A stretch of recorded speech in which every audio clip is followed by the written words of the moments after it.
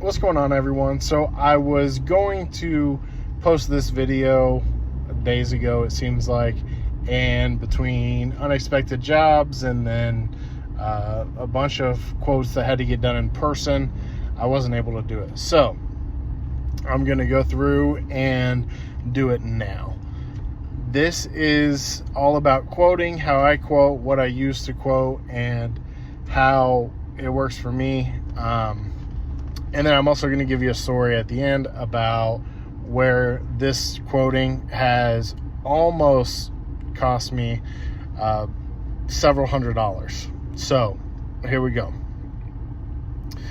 The way that I quote is through square footage. Now, you can quote based on square foot, or you can quote based on an hourly rate. I know some people that quote on an hourly rate because they find it easier. They know their numbers on chemical cost, and they want to set that hourly rate. For me, I know that how quick I can do it, and I think that my quoting through square foot is a little more consistent when it comes to customer. So what I do is square foot quoting. And the way that you do that, I use a couple different programs to help me. So when I'm looking at doing a house wash, I'll go to Zillow or Redfin, one of those websites. That way I can go on and see the square footage of the house. I don't really have to do much work after that besides a little bit of math, and then I can have a quote over to them relatively quick. The whole process takes about 5 minutes, 10 minutes, and I have consistent quotes pricing wise, and customers don't want to wait around. They don't want to, even if they're getting multiple quotes for the same job. What I've typically seen is that they ask me for a quote, they'll reach out, I'll give them a quote, and they're like, okay, hey, I'm gonna wait on the quote from the other companies, and that's fine. I tell them, go ahead, that's fine, no worries. Just let me know when you hear back from all your quotes. So I'll let a day go by, sometimes 2 days, and then I'll reach out and say, hey, I know you were waiting on other quotes. I was just wondering if you were still waiting on them, or if you are just kind of going through them now. What's the deal with them? And 9 times out of 10, I get, no, I'm still waiting on them to send over the quote. Now, why it would take a company 2 days, a day to come up with a quote, I'm not exactly sure. But we have a process. We like it. It's very simple. Anybody can do it, and it gets them a quote instantly. So the way that I do it is I go on, we'll say a house is 2,000 square feet. So what I will do is go on and say, okay, 2,000 square feet times my square foot price, and that can vary anywhere from 15 to 25 cents a square foot. There's a couple things that play factors into that. One being how dirty the property is and what it looks like. The other is, is it something that needs to get done immediately, or is it something that, we can work in 2, 3, 4 weeks from now? So I look at both of those, give them the price. The only time that really differs a little bit is when it's a 2-story house. So when it's a 2-story house, I'll multiply the square footage by 1.5 and then charge the same square foot rate to that new square footage. So if it's 2,000 square foot house and it's 2 stories, then you're looking at 3,000 square foot that you're quoting for. That's worked really well for me, and my close rate on customers is about 65 to 70%.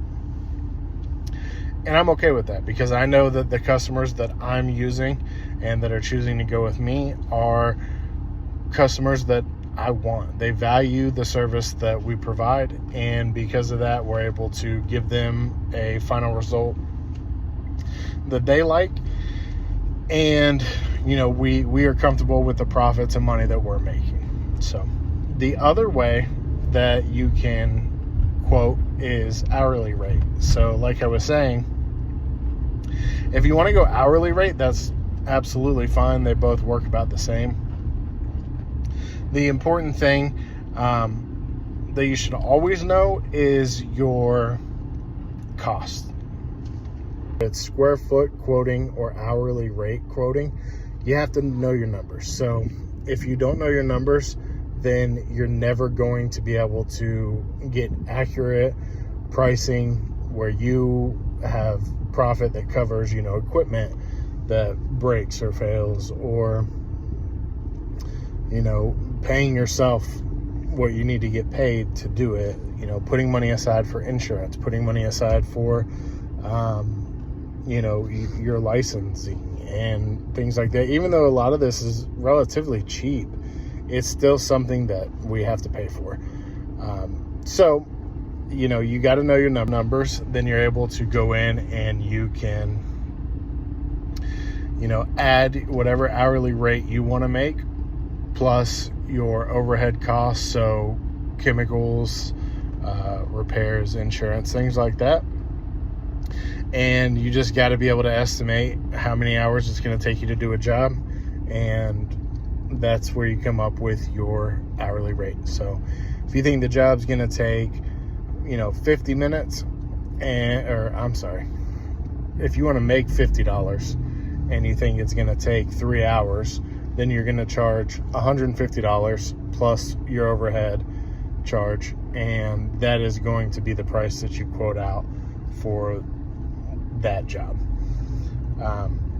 Like I said, either way works fine. I think it's just a matter of what you're more comfortable with. For me, I, like I said, do the square footage, and I like that better. It's just what I've done since day one, and I'm happy with it. I have about 65 to 70% close rate on customers, and they like it.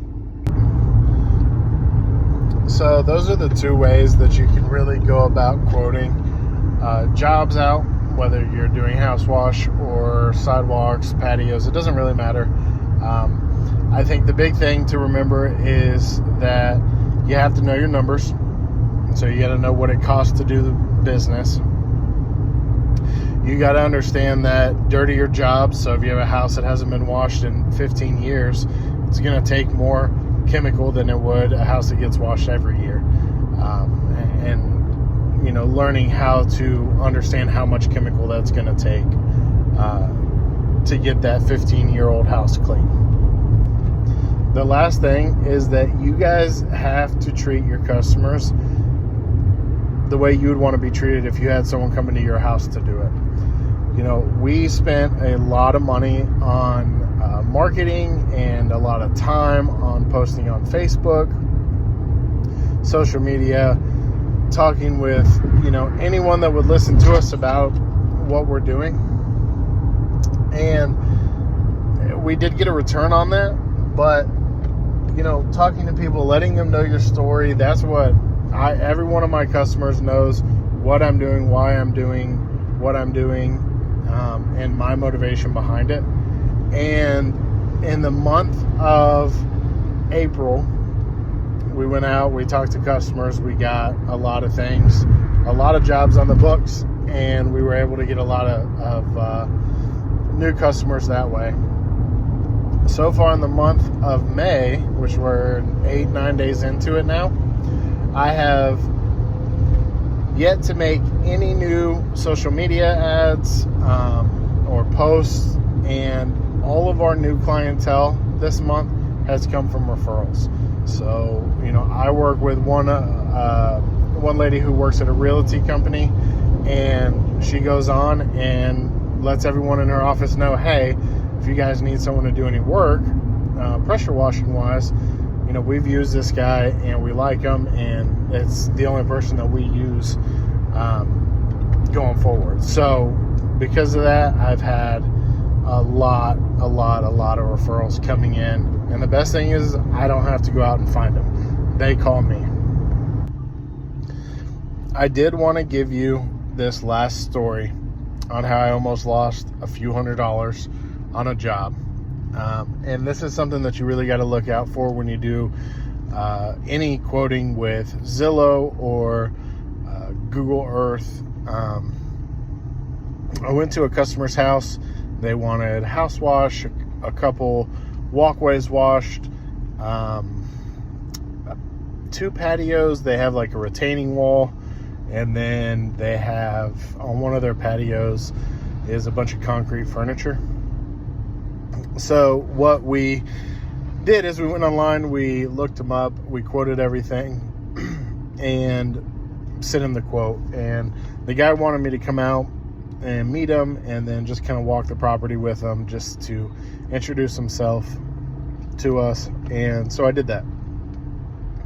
So I went out, we found a couple other things that we were not expecting to do, or that he didn't mention in the initial quote. So we went and revised that quote for him through that. And then we started talking, and I was like, this looks significantly bigger than, the square footage that I have, which was, I think it was 2160 square feet house.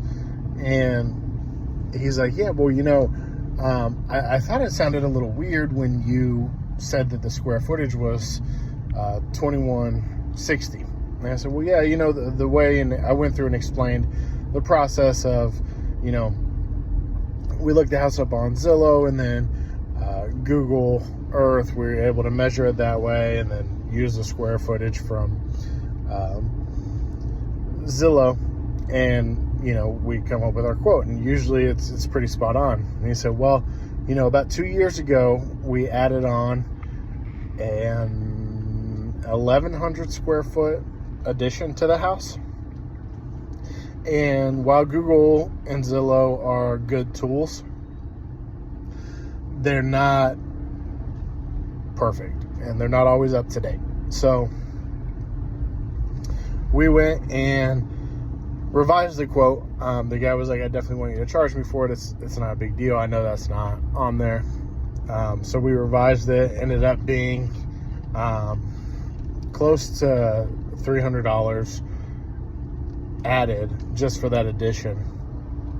But that could have easily been money lost, and a lot more than $300, because once you take into consideration doing the job and then the additional time it takes to complete that, it's much more than just the quoted price. So thankfully I've been very, very lucky, and to this point I have the most amazing customers that I've ever had.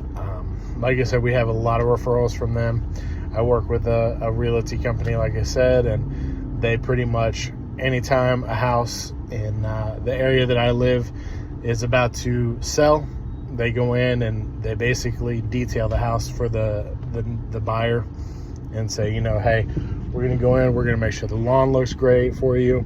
We're going to make sure that the house, if it's, it hasn't been washed in a while, we're going to wash it. We're going to clean the driveway, the sidewalks, clean out all the gutters, make sure there's no issues there. And that way, they're able to go in and enjoy the house that they just spent a ton of money buying for. So, be on the lookout for that. Just remember, when you're doing all this stuff, not everything is 100% accurate with, the Zillow and the Google Earth, those types of things. So you got to be a little careful there. Maybe that's a good question to ask. If you guys have any additions that you guys have put on that might not be on Google Earth or Zillow, something like that, who knows? Let me know in the comments what you guys would do. Would you ask that? Would you not ask that? All right, guys, so that's the video that I wanted to make, just to show you kind of how I do it, what I do, the couple different ways to go about it, and then ultimately whatever works best for you is what works best for you. As long as you're given a fair price and doing a good job, I don't think it really matters how you come up with it. If you could do me a big favor and go on and like and subscribe, we're doing a contest here where for every 250 new subscribers we get, we're going to go out and we're going to wash a part of our community totally free. So it could be a library, it could be City Hall, it could be the police station, fire stations, any of the local businesses that we have around here. So for every 250 new subscribers we get, we're going to go down the list and just start knocking out pieces of our community that could use a little sprucing up. It's just one way we want to give back to our community that's helped us out and grow up to this point. So hit that subscribe button. If you need anything else, leave a comment below. I will get back to you guys, and I'll see you on the next one. All right, guys, so I'm really into the cheesy